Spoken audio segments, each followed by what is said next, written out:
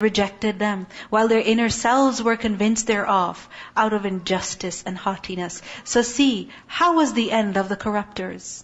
So who is the mufsid? The mufsid is the one who sees the truth, knows it, recognizes it, learns of it, but yet he refuses it. This is fasad. وَلَقَدْ آتَيْنَا دَاوُودَ وَسُلَيْمَانَ عِلْمًا. And we had certainly given to Dawood and Sulaiman knowledge. وَقَالَ الْحَمْدُ لِلَّهِ الَّذِي فَضَّلَنَا عَلَى كَثِيرٍ مِّنْ عِبَادِهِ الْمُؤْمِنِينَ. They both said, praise is due to Allah, who has favored us over many of His believing servants. And this is something we need to remember also. Allah has indeed favored us in different ways over so many of His believing servants. What was it that Dawood and Sulaiman were given? Ilm. They were given their ilm of deen and their ilm of dunya. And ilm is really an honor. It is a blessing. It is a treasure. Which is why when a person goes to seek knowledge even, then what happens? Listen to this hadith. The Prophet ﷺ said, whoever takes a path upon which he seeks knowledge, then Allah makes a path to paradise easy for him.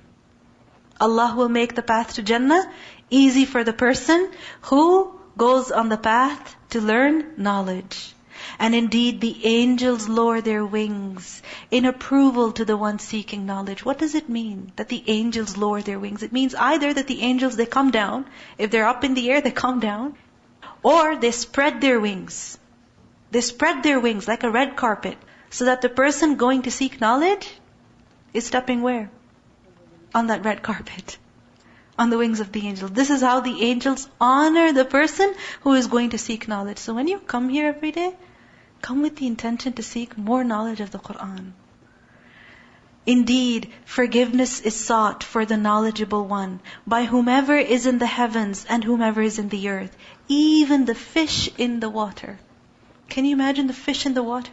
They seek forgiveness for the one who seeks knowledge. And the superiority of the scholar over the worshipper is like the superiority of the moon over the rest of the stars. You see the moon? What is the moon compared to the rest of the stars? Sometimes you don't even see the stars, but you definitely see the moon. Likewise, the person who has knowledge, his superiority over the worshipper is like that.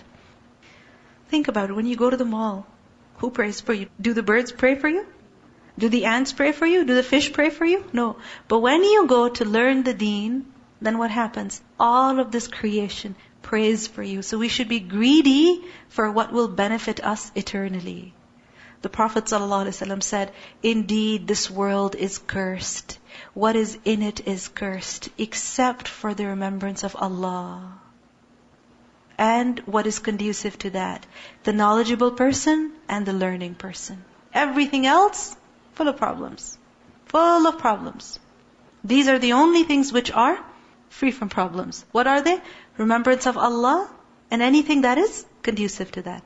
The knowledgeable person and the person who is learning. So, Sulaiman alayhi salam, Dawood alayhi salam, they were grateful for the knowledge that Allah gave them. And Sulaiman inherited Dawood. He said, O people, we have been taught the language of birds.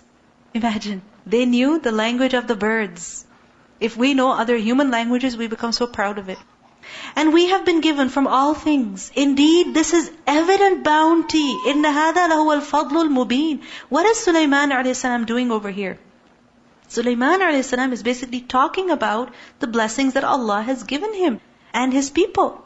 And he's mentioning these blessings before the people because وَأَمَّا بِنِعْمَةِ رَبِّكَ فَحَدِّثْ. Talk about the blessings that Allah has given to you. This is what brings gratitude. This is part of gratitude. And gathered for Sulaiman were his soldiers of the jinn and men and the birds. What a huge army he must have had. Imagine, men, jinn, birds. And they were marching in rows. It was not a random crowd. They were so organized. Until when they came upon the valley of the ants. An ant said, O ants, enter your dwellings, that you not be crushed by Sulaiman and his soldiers while they perceive not. How big is a valley of ants? It's quite small. But imagine, an ant, it sensed the army approaching, so it warned everybody, get inside, because you might get stepped on And Sulaiman alayhi and his people, they wouldn't even know. فَتَبَسَّمَ ضَاحِكًا مِّن قَوْلِهَا. So Sulaiman alayhi smiled, amused at her speech. Amused at her speech. And he said, رَبِّ أَوْزِعْنِي أَنْ أَشْكُرَ نِعْمَتَكَ الَّتِي أَنْعَمْتَ عَلَيَّ. Oh my Lord, you control me. He's worried that what if I become arrogant? He says, oh my Lord, you control me. You enable me to be grateful for your favor which you have bestowed upon me and upon my parents. Because Dawood a.s. was also gifted. And to do righteousness of which you approve. This should be our concern and wish. We strive to please people, parents, husband, friends. We also strive so much to please our children. Do they get pleased? One moment they're happy and the next moment, I want this. And if I can't have it, I'm not your friend. So we see that Sulaiman a.s. he says, وَأَنْ أَعْمَلَ صَالِحًا تَرْضَاهُ. Give me the ability to do that which you, O Allah, will be happy with. And admit me by your mercy into the ranks of your righteous servants. وَأَدْخِلْنِي بِرَحْمَتِكَ فِي عِبَادِكَ الصَّالِحِينَ. Yusuf a.s. asked for the company of the righteous. Ibrahim a.s. asked for the company of the righteous. Sulaiman a.s. is asking for the company of the righteous, even though they themselves were righteous. Because good company enables you to keep doing good. So this should be one of our du'as. Sulaiman a.s. is basically asking Allah, oh Allah, keep me grateful. Keep me grateful. What we see over here also is something about the ants. That how the ant, it recognized Sulaiman a.s. coming. And it recognized the Prophet of Allah. If an ant can recognize the Prophet of Allah, then how are the people who don't recognize the Prophet of Allah? The Prophet ﷺ, he said, that an ant bit a prophet amongst the prophets. And that prophet had that place of the ants burnt.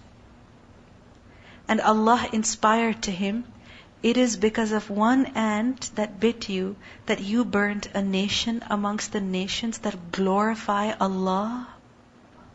Ant colonies are what? Nations that glorify Allah subhanahu wa ta'ala. I'm sharing this hadith with you because I know where we live, there are a lot of ants in Mississauga, in Toronto area.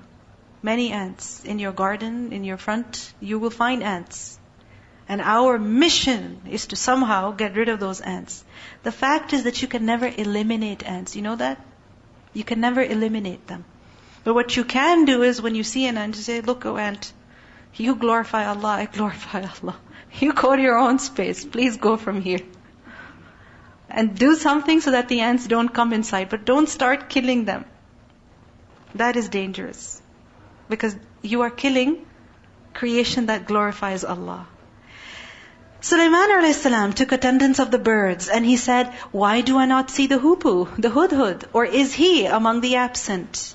I will surely punish him with a severe punishment or slaughter him unless he brings me clear authorization. Look at how vigilant Sulaiman a.s. is. One bird is missing and he says, better bring a good reason. But the hoopoe stayed not long. And it said, I have encompassed in knowledge that which you have not encompassed. And I have come to you from Saba with certain news.